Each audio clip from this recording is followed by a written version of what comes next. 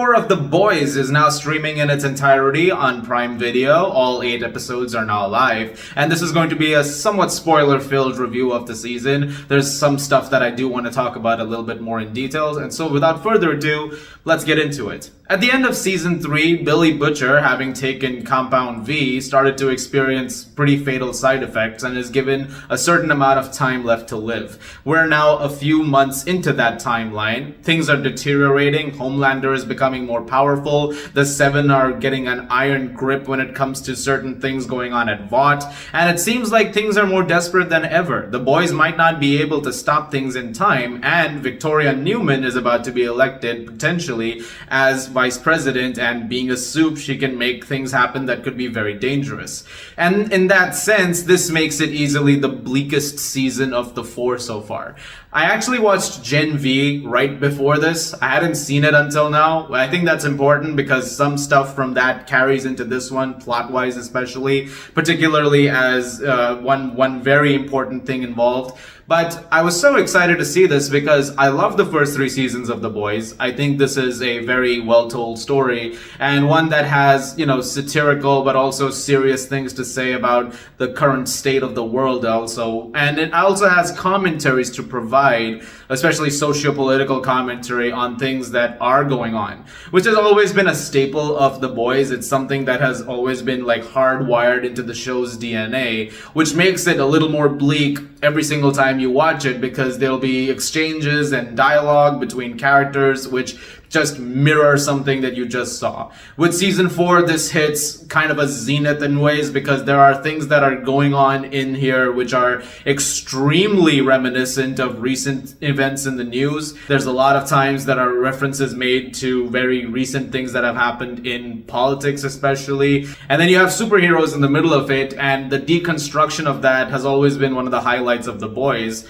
And that once again continues over here. I actually quite liked season 4. I think in this sense it manages to really be another really solid season, even if it's not the most fun season of the 4. But then again, this was never going to be a fun season either way. This is the penultimate season of this entire series. And so naturally things are about to get really, really dark over here. And it's always going to be a lot worse before it gets better, which also better in The Boys doesn't really mean much because you're looking at small victories amongst a sea of really bad shit. And it's just the kind of reality that the show has created. In fact, as this show progresses, every maneuver that the boys are making fails. They don't really have a lot of wins over here. When it comes to individual side missions, there's failures. Huey can't even do much when it comes to helping his dad, and what eventually happens with his dad having taken, had Compound V given to him, it results in just sheer disaster, and it's a very tragic situation. That poor guy goes through a lot in this season. Billy is also dying. There's rise of, some more extreme people in the Seven, especially with people like Firecracker coming in, who is this alt-right commentator online who has created this very insane fan base.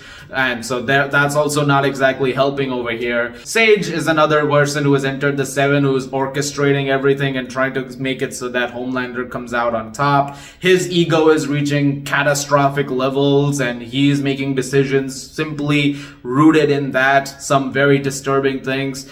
And it's all executed in some very visceral ways. And it leads to some great performances. I mean, once again, Karl Urban is great, so is Jack Quaid, so is Laz Alonso, Karen Fukuhara, Tomer Capone, Erin Moriarty, all of them. They're all really, really great once again. But when it comes to the soup side of things, Anthony Starr is still just an incredible performance. Whatever he's done in these 4 seasons is downright remarkable. On the side of things, I've also finally been watching Banshee, which is a show that he did before this. Really, really great stuff. And when you just see the kind of performances that he's giving, there's a lot of versatile stuff going on over there. And that also is something that is very visible over here. He is terrifying as this character. The new entrants, such as Sage and Firecracker, I really like them as well. Again, when I say it's complicated because it's not like I like them as characters, as people in the show. Everybody is really fucked up So it's not exactly a thing where you go, oh, that's my favorite character. That's a good soul right there. Everyone is just doing anything that they can at this point to just, make it another day. But again, things are just getting worse and worse. The action is once again extremely violent and visceral. There are so many grotesque sequences in this season, even in early on, even if it's not violence, just, the kind of really perverse humor really hits some extremes at times. It's like there's hero-gasm in season 3, but then there's more stuff over here. And there's also levels over here, stuff that you saw maybe in Gen V also, some violence on that level too. And it's really well executed. All for the most part, it's all really well done.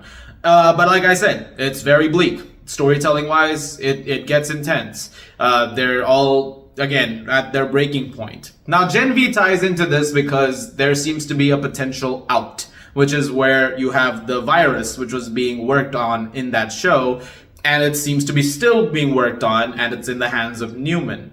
And so the boys are trying to get their hands on it. And so that becomes a whole plot, and it also creates this situation where launching that virus is going to cause a global pandemic of soups, basically wiping everyone out, which is complicated because it'll also wipe out Kimiko and Starlight. So you don't want that to be happening either. And it's the way that the show handles that. It raises those questions, like what's eventually going to happen? How is that virus going to be used? Because it does get synthesized by the end.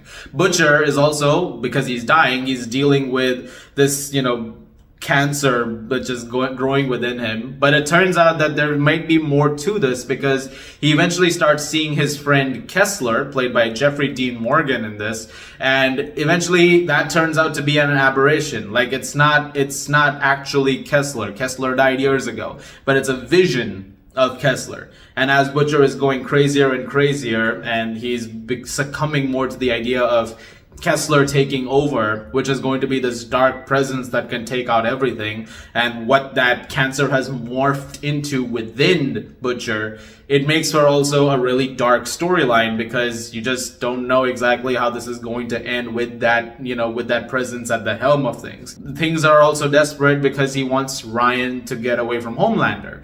That doesn't seem to be working out. And it seems that, the more Ryan is spending time with Homelander, the more Homelander is, getting his clutches in him. And that could be really bad because if Ryan is past the point of no return, then Butcher will have no choice but to be like, all right, everyone dies now, and this is not going to have a happy ending. And that's kind of where things eventually build to with the final episode that premiered last night, because he fully takes control of his powers, and Newman, who is very likely going to be the president in that moment, has come to a point where she doesn't want any of this anymore. She's sort of fed up with the entire game that is being played with her and Homelander. The politics of it all has gotten out of hand dramatically, and in a moment where you think things are going to be completely stopped for good and there might be a good out, eventually Butcher shows up, having completely been consumed by whatever's growing within him, and using that to kill Newman.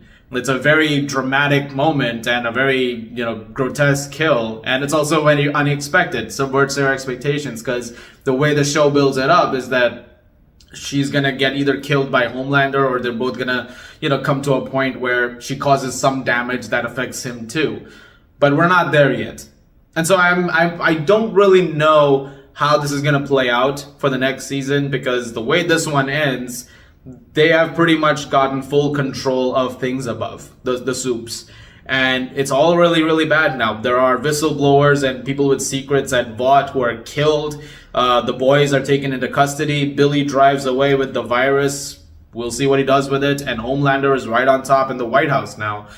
This happened in the comics, so, we'll see if they actually do it. But next one's the final one, so, it may as well just happen at this point. But next one's going to be a big one. I feel like there's gonna be some really crazy stuff, but again, not a feel-good season.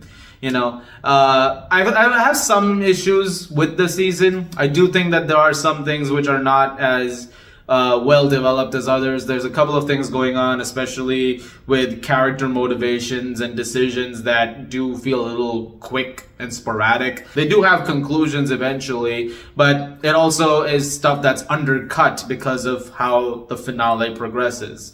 So I don't know. It's just a very bleak season, like I said, overall. And I can understand why that affected the viewership for some people too, because I saw some comments from other critics I know being like, that's one of the reasons this is not as good a season, maybe. I don't think it's any less good a season as the other three, personally, but I also do think it's easily the least fun of the 4 seasons. So this one ends on a massive cliffhanger. I don't know when season 5 is coming. Probably, maybe the earliest is probably going to be 2026. I'm looking forward to seeing that. It should be a very exciting conclusion. I'm going to give The Boys season 4 an A-. Guys, thank you very much for watching. Let me know what you guys thought of The Boys season 4 in the comments down below. I'm still a huge fan of this show. I'm looking forward to that ending, so I'm looking forward to hearing what you have to say about it. As always, if you like this, please do subscribe. Thank you very much once again for watching, and I'll see you guys at the... Wait, this is a TV show, right? Oh, right. Happy streaming, everybody!